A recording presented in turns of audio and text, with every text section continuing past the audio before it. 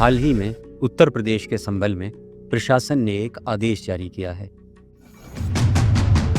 इस आदेश के अनुसार ईद और अलविदा जुमा की नमाज अब सड़कों के साथ साथ घर की छतों पर भी नहीं पढ़ी जा सकेगी। जी हाँ, आपने बिल्कुल सही सुना। आप अपने घर की छत पर, अपने खुद के घर की छत पर भी नमाज नहीं पढ़ सकते। प्रशासन ने इस पर रोक लगा दी है। यह पाबंदी अलविदा जुमा के साथ साथ ईद पर भी लागू रहेगी। क्या ये पाबंदी सीधे तौर पर हमारे संविधान में दी गई धार्मिक स्वतंत्रता का उल्लंघन नहीं दिखाता? ये शासन और प्रशासन का मुसलमानों के प्रति खुला भेदभाव और नफरत को दिखाता है। प्रशासन का कहना है कि ये फैसला शांति व्यवस्था को बनाए रखने के लिए लिया गया है। आखिर ये कैसा जवाब है?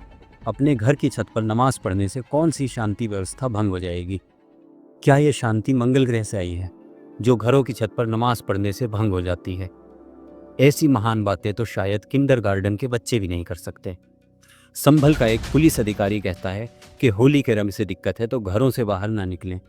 मुख्यमंत्री इस बयान की तारीफ करते हैं। अगर रंग से किसी को परहेज है तो अच्छा होगा, और पुलिस अधिकारी ने यही बात समझाई। वहीं दूसरी तरफ इसके जवाब में जब मुजफ्फरनगर के इबाद कहते हैं कि बकरीद भी साल में एक बार आती है, जिसे दिक्कत हो वो घरों से ना निकले, तो पुलिस उन्हें गिरफ्तार कर लेती है। ये कैसा दोगलापन है? उत्तर प्रदेश के मुख्यमंत्री योगी आदित्यनाथ तो खुलकर ऐसी बात करते हैं जो न सिर्फ नफरत को बढ़ावा देती हैं बल्कि सरासर झूठ पर आधारित होती हैं। यही ढोंग है आप लोगों का, यही ढोंग है। कहते नहीं उर्दू पढ़ाओ इसको, यानी उसको मौलवी बनाना चाहते हैं, कठपुल्ला बन के देश को ले जाना चाहते हैं। ये नहीं चल सकता।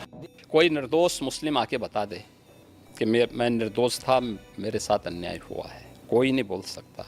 तो उसके लिए क्या करूं? आरती लेके जाऊं, थाली सजाऊं उनकी? 100 मुस्लिम परिवारों के बीच में 50 हिंदू सुरक्षित रह सकता है क्या? नहीं रह सकता। योगी को ये जानकारी कहाँ से मिली? इस देश में तो ऐसा नहीं होता। कहीं ये जानकारी भी माननीय मुख्यमंत्री ने मंगल ग्रह से तो प्राप्त नहीं की है।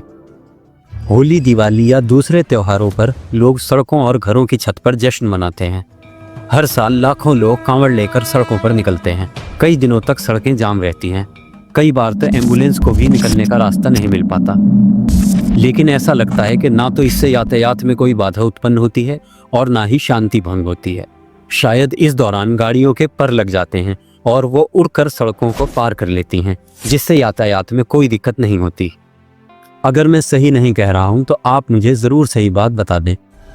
हमारे देश में सदियों से लोग मिलजुल कर रहते आए हैं, लेकिन 2014 को जब भारत को वास्तविक आज़ादी मिली तो इसका नतीजा ये हुआ कि देश के बहुसंख्यक समाज अर्थात हिंदुओं को बहुत ज़्यादा डराया गया।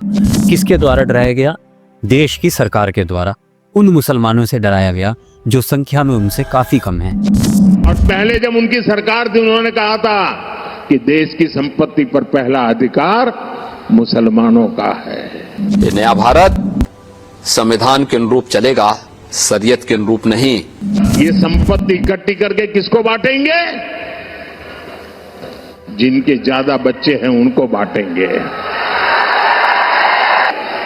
क्या आपकी मेहनत की कमाई का पैसा घुसपैठियों को दिया जाएगा? पता नहीं उन्हें इतना डरा हुआ, नाजुक और कमजोर क्यों बताया जाने लगा। क्या वे सच में इतने ज्यादा डरपोक हैं? ऐसा लगता है कि सरकार को शांति व्यवस्था से कोई मतलब नहीं है। शांति की आड़ में मुसलमानों को जानबूझकर टारगेट किया जा रहा है। अब दूसरी तरफ ये न्यूज़ भी देखिए। मेरठ के जाकिर कॉलोनी चौकी इंचार्ज शैलेंद्र प्रताप ने सद्भावना और भाईचारा बनाने के लिए चौकी के उद्घाटन पर दिन में पूजा और शाम को इफ्तार पार्टी का आयोजन किया था। इफ्तार का वीडियो वायरल होते ही मेरठ के एसएसपी इस पर गुस्सा हो गए और शैलेंद्र प्रताप को लाइन हाजिर कर लिया गया। एसएसपी साहब को पूजा से कोई समस्या क्यों नहीं हुई, सिर्फ इफ्तार पार्टी से भी समस्या क्यों हुई? यह जो लगातार मुसलमानों को टारगेट किया जा रहा है या रोजाना किसी न किसी नई पाबंदी का फरमान जारी किया जा रहा है, वो एक मिसाल कायम करता है कि भविष्य में भी इस तरह की पाबंदियां लगाई जा सकती हैं, बल्कि इससे भी ज़्यादा। इस पर आपकी क्या राय है? नीचे कमेंट्स में ज़रूर बताएं। जाते जाते आशुतोष राणा की ये पंक्तियां सुनते जाइए।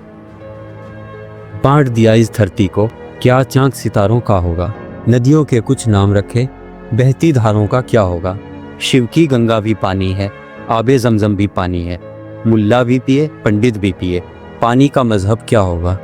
इन फिरका परस्तों से पूछो, क्या सूरज अलग बनाओगे, एक हवा में सांस है सबकी, क्या हवा भी नहीं चलाओगे? नस्लों का करे जो बंटवारा, रहबर वो कौम का ढोंगी है। क्या खुदा ने मंदिर तोड़ा था या राम ने मंदिर तोड़ी है?